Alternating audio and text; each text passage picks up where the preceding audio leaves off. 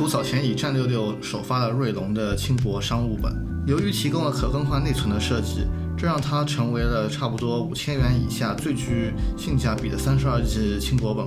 战66升级版战 X 很大程度上改善了重量和续航，并且还在屏幕亮度、内部可扩展性上做出了很多升级。CPU 也选用了少见的 Ryzen Pro 专业系列，理论上最高可以支持 32GB 的 Sodium ECC 内存，并且这一次一次性推出了13、14、15三个尺寸的版本，可以说照顾到多个群体的需求。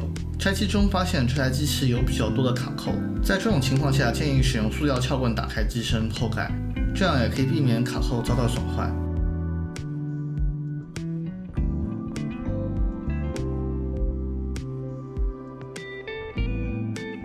战66的底面进风口采用了小的孔状设计，这样的话可以避免灰尘进入。同时转轴使用了全透设计，这样即便本子在腿上的话，也可以使用转轴进行进出风。首先要值得注意的地方是出风口做了防尘设计，这种处理对本子的长期可靠性有很大帮助。作为对比，使用双风扇双热管的小新 Pro 13的散热无疑会更好，但是双风扇很大程度上就牺牲了转轴另外一侧的进风，上更加偏向于开大底部进风口，从而提升进风量，但是底部进风口并没有做有效的防尘设计。战 X 的内存插槽提供了一个屏蔽罩，可以比较方便的打开，两条3200双 Rank 内存就能发挥出锐龙平台目前最大的内存带宽，最大可升级32GB，也可以带来日常使用上的体验改进。左侧2242的插槽理论上可以扩展 SSD 或者 WWAN LTE 网卡，但是没有 SIM 卡槽和天线。同时主2280 SSD 也做了散热罩设计。单热管单风扇的散热配置显然也不是为了极限的性能释放而准备的。回到产品外观，小新 Pro 13的16:10 2.5K 屏无疑观感更好，但是实际使用中惠普的屏幕亮度更高。两台机器都支持 Windows Hello 人脸红外解锁，战 X 还在这个基础上增加了物理防窥设计。接口方面延续了战66的传统，并做出了一定调整，在两个全功能 C 口基础上还增加了 HDMI 和 DC 口，特别注意 C 口有10G， HDMI 为 2.0B。指纹识别仍然得到了保留，回车键使用了标准设计，但方向键我觉得比小新更加惨。触控板稍小于小新 Pro 13，但是我觉得手感更好。左侧仍然提供2个 USB-A， 同时还提供一个锁孔，可以更安心的放在办公室里面了。支持了人脸识别解锁。同时要注意，战 X 不仅更亮，而且它还是一片雾面屏，这样的话在有强光源的时候会比镜面屏设备有更好的可视效果。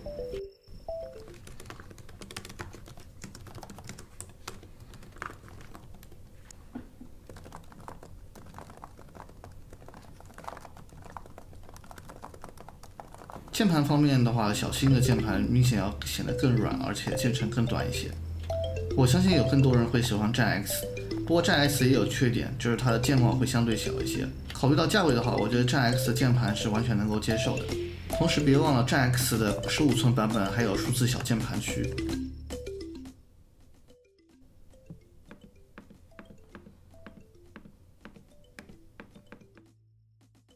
战 X 的触控板相对更小，但是物理点亮的区域会更大一些。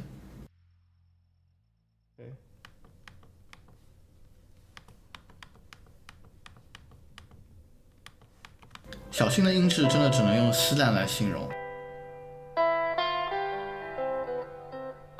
惠普在渲染时声称了 BNO 的调教，我们来听一下效果如何。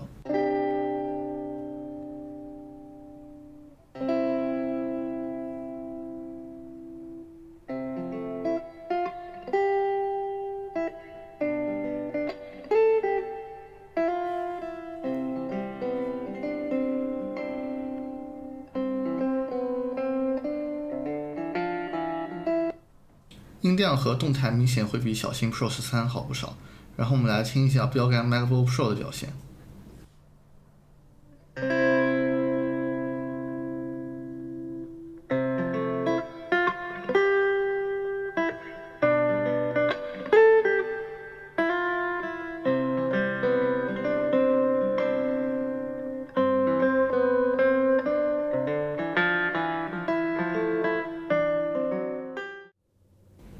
然后我们看一下 FPU 烤机的散热和功耗表现。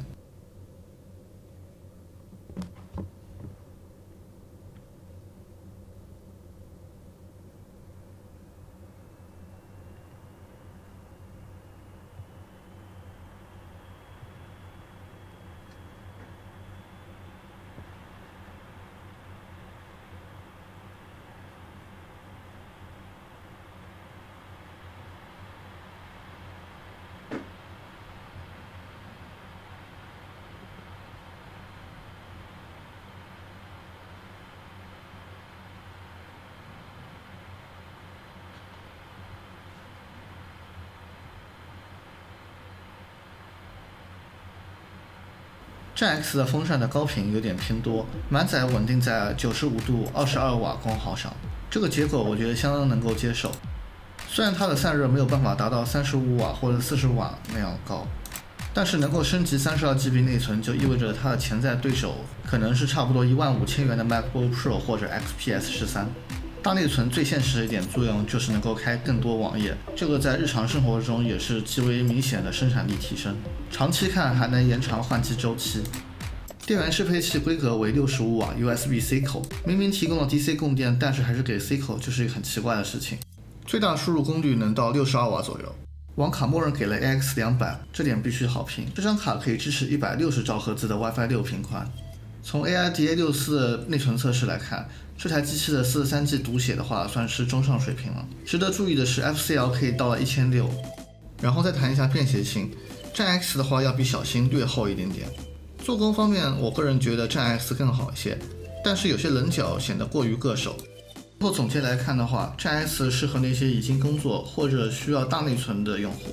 同时，目前15寸版本提供数字小键区和更大屏幕，也是一个相对其他机型来说难以复制的一个选项。即便目前传闻小新 Air 15将会使用金属机身，但是我觉得很难在商务的方面达到战 X 这样的高度。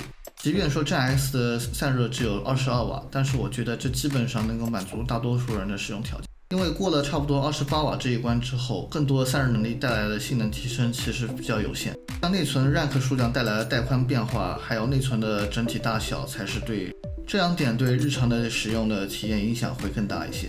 最后考虑到售价，我觉得5000元左右算是一个非常具有竞争力的价格。毕竟刚才也提到32G 内存的轻薄本基本上都是万元起步。感谢观看本期节目，希望能够素质3年支持一下。